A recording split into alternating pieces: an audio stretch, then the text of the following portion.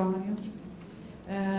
Então, agora nós vamos ter uma pessoa que vai contar algumas histórias para nós. O nome dela é Mônica. Ela vai também fazer uma auto-apresentação. Na sequência, nós vamos ter um coral e depois nós vamos ter o lanche. Bom dia. Meu nome é Mônica e eu sou narradora de histórias. O professor Antônio deixou até uma deixa aqui para mim, né? Falando da escuta. Muito obrigada. Vocês gostam de história? Poderia contar com a escuta de vocês, então? Muito obrigada. A história que eu vou contar hoje para vocês faz parte do projeto Narradores de Passagem. E essa história foi escrita pelo idealizador desse projeto, que é o Luiz Alberto de Abreu. Tem gente que é muito mais do que parece ser. A Dalva é uma dessas. Sabe aquelas noites de inverno bem frias, com aquele nevoeiro grosso? Nessas noites, a gente se sente sozinha no mundo. E foi numa noite assim que a Dalva chegou em casa exausta do trabalho. Desabou no sofá e disse para quem quisesse ouvir: "Para mim, chega." Tinha sido um dia de cão. A Débora, sua filha, já tinha saído para a escola. E logo do quarto, a sua mãe lhe chamou. "Confesso que eu não tinha vontade nenhuma de atender a minha mãe," ela me disse. Mas respirei, levantei e fui. A minha cara devia estar tão feia que ela me olhou espantada. "Aconteceu alguma coisa?" "Aconteceu, mãe. Nasci. Boazinha demais," resmunguei. E suspirei. "Tá pesado, mãe.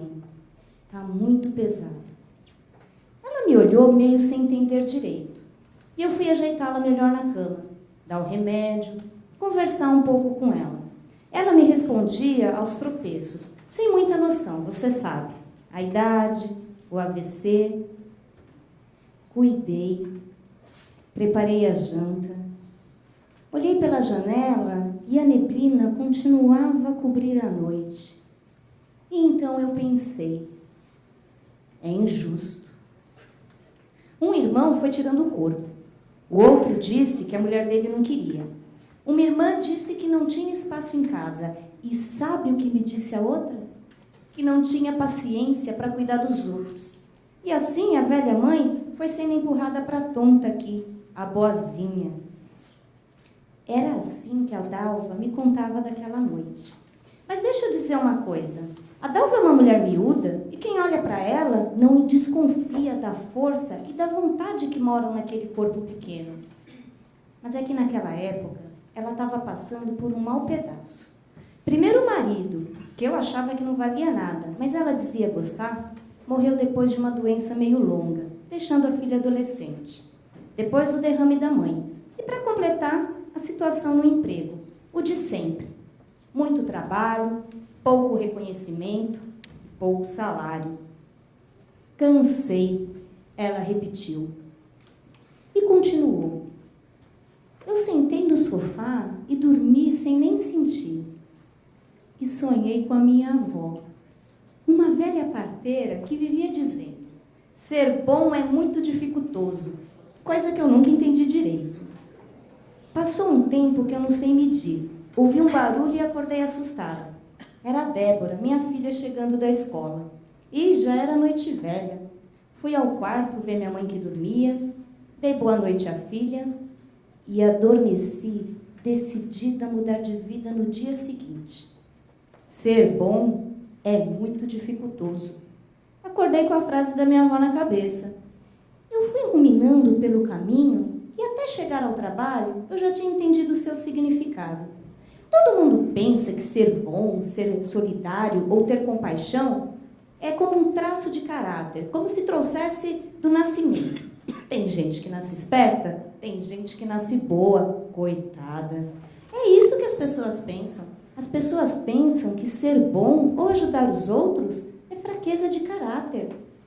Puxa vida, eu cuido da minha mãe não porque sou tonta, mas porque ela precisa. Ah, a Dalva é boazinha. mas ninguém sente a dor que eu carrego nas costas, nem sente a falta das poucas horas de sono. Ninguém entra na minha pele para saber o que me custa ser boazinha. Minha avó é que tinha razão. Ser bom é muito dificultoso.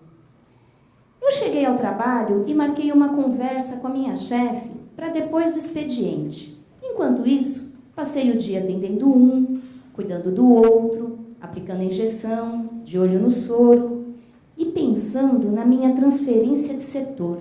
Para mim chega, volta e meia eu repetia. Mas no final da tarde, eu fui trocar o soro do seu Viana e o coração apertou.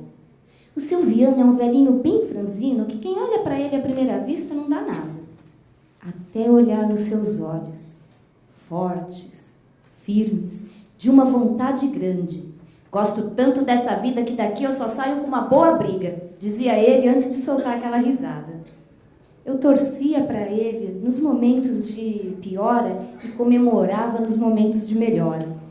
Na verdade, acho que eu queria era estar ao lado do seu Viana, participar daquela briga boa, vê-lo se restabelecer talvez.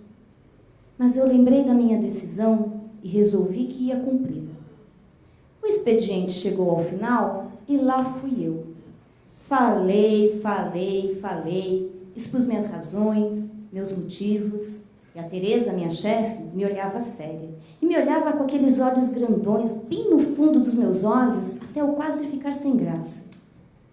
E quando terminei, ela me disse: lamento muito que você esteja nos abandonando. E só. Eu já ia me levantar quando ela continuou. E lhe dou inteira razão. Quantas e quantas vezes eu também não me achei uma tonta. Até o dia em que eu vi numa revista a foto do crânio de um homem que havia vivido há mais de 5.000 anos atrás.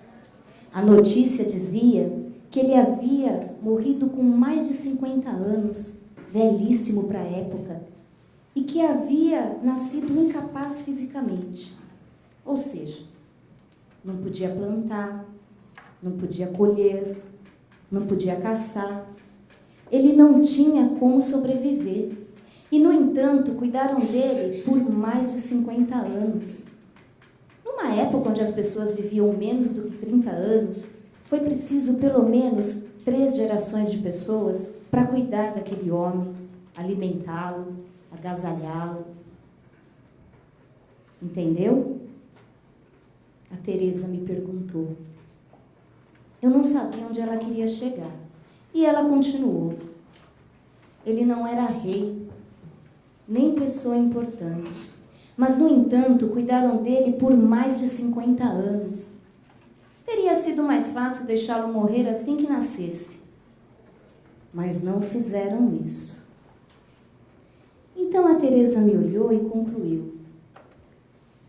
Nem eu e nem você somos tontas, Dalva. Nós somos iguais àquelas pessoas. Somos gente que cuida.